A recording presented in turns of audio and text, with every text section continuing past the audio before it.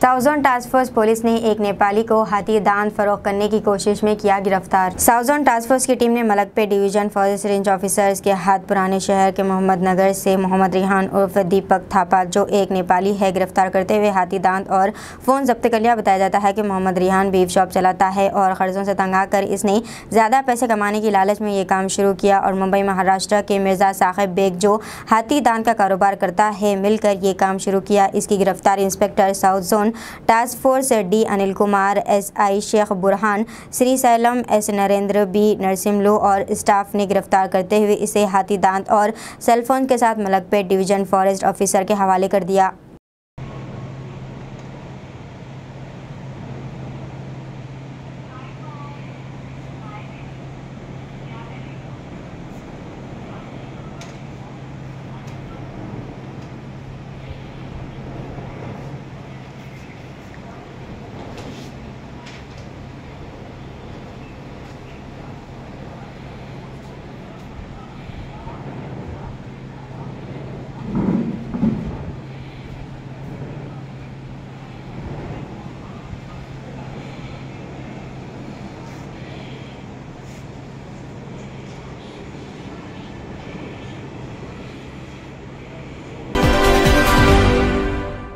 अस्सलामुअलैकुम, हेलो, हाय, आदाब एवरीवन। दोस्तों, मैं आपका दोस्त शहबाज खान। आप देख रहे हैं TNT न्यूज और देखते रहिए TNT न्यूज। Thank you.